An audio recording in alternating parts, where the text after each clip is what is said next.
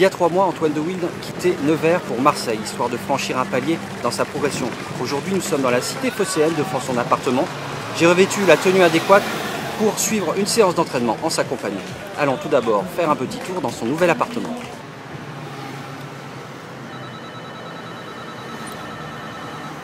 Oui. Ouais, c'est Romain. Voilà, nous sommes au 4e étage de cet appartement situé en plein cœur de Marseille.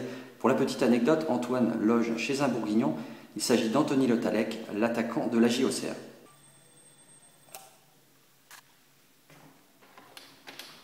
Bienvenue Romain, allez entre.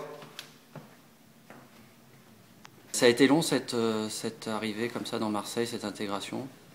Comment ça s'est passé? Reviens un petit peu sur tes premières journées. Long, non, ça n'a pas été forcément long parce qu'on a fait ça le plus vite possible pour pas gamberger. À partir de mi-juin, j'ai été installé sur Marseille et je pouvais commencer la préparation. Donc voilà, j'ai eu deux mois, juin, juillet, qui ont été assez durs pour s'acclimater donc au temps du sud, pour s'adapter à l'entraînement, pour prendre ses marques ici. Ça a été tout un tas de changements qu'il fallait prendre en compte et c'est sûr qu'il y a eu quelques semaines au début qui étaient pas faciles. Moi, ce que je recherchais, c'était surtout d'être un peu seul et puis d'être en solitude pour pouvoir vraiment être en immersion avec ce que je prépare et pas être dispersé à droite à gauche et vraiment rester concentré avec mes objectifs, d'être dans un environnement sain, surtout me rapprocher de Philippe parce que Philippe aurait habité autre part, je pense que je l'aurais rejoint dans sa ville. Et c'est ça qui m'apporte beaucoup ici à Marseille, c'est que maintenant je fais le boulot au quotidien et on le voit, là on voit une très très grande évolution qu'il y a eu au mois d'août et je ne regrette pas mon choix. Maintenant j'espère vraiment le transcrire là à travers les résultats de cette fin de saison 2010 et surtout en début de saison 2011.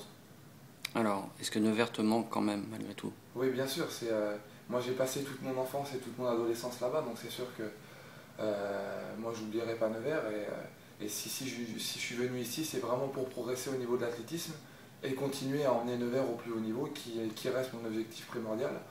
C'est pas parce que je suis entre guillemets en stage longue durée à Marseille que je vais me permettre de négliger Nevers. Non, au contraire, c'est vraiment pour optimiser au maximum les performances et puis revenir faire les championnats dans la Nièvre et dans la Bourgogne et rapporter encore plus de titres au club de Nevers. Très bien. Donc maintenant on va se rendre au Parc Borelli, ton lieu favori d'entraînement, donc pour suivre un petit peu ton travail quotidien. Allez, c'est parti.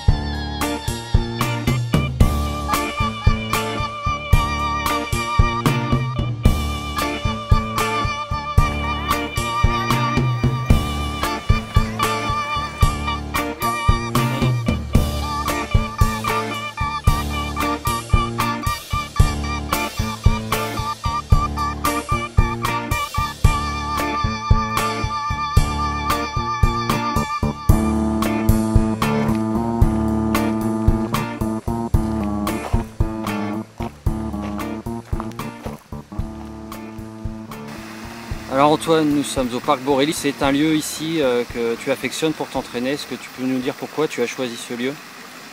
Oui, le Parc Borelli, c'est le parc, je pense, le plus connu des joggeurs de Marseille.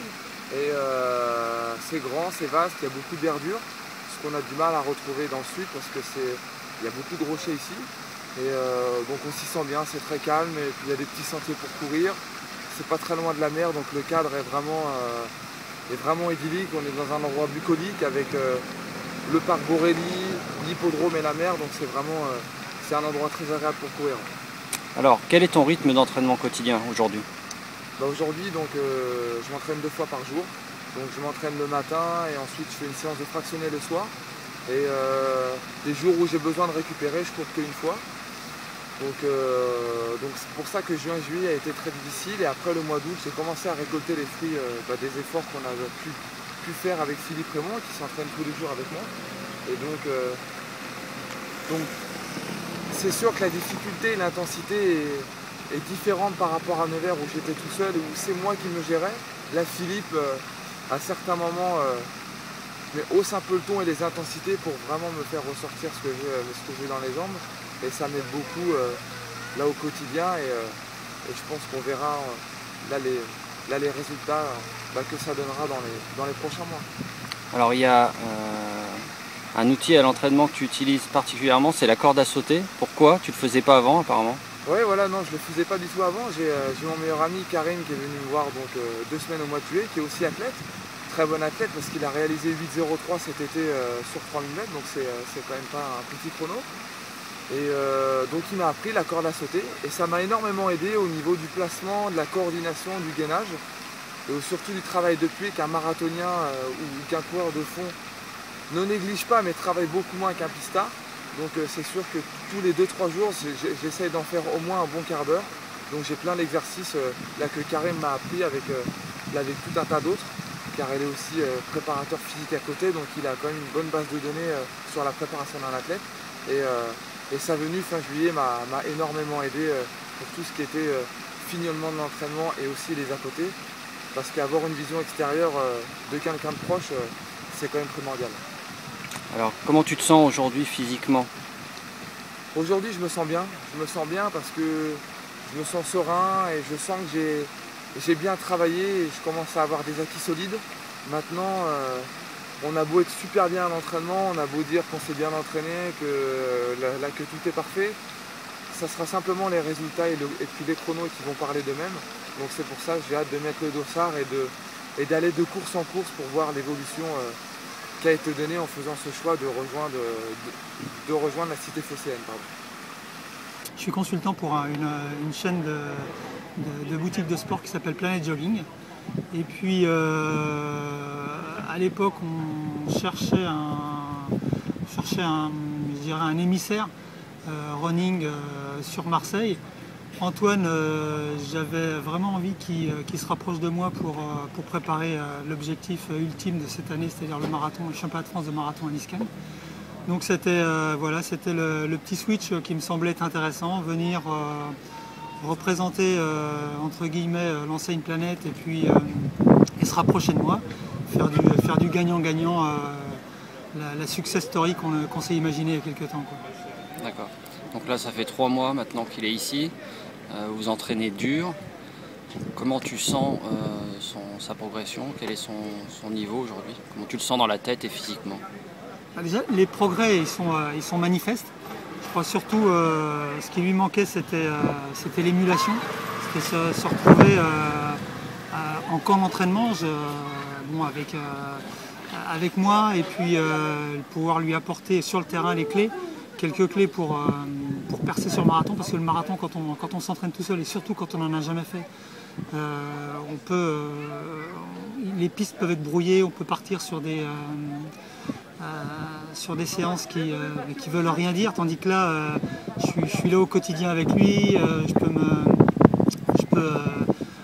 peux voir un petit peu les progrès qu'il fait chaque semaine, chaque mois et là honnêtement il a vraiment passé un cap depuis très peu de temps et on n'est toujours pas rentré dans la préparation finale pour le marathon. Alors je ne pouvais pas quitter Marseille sans faire un petit jogging dans le parc Borély, donc c'est parti pour 40 minutes de course à pied. Pour lui ça s'appelle du réveil matinal, pour moi je pense que ça va être un peu plus dur. On y va Antoine? C'est parti.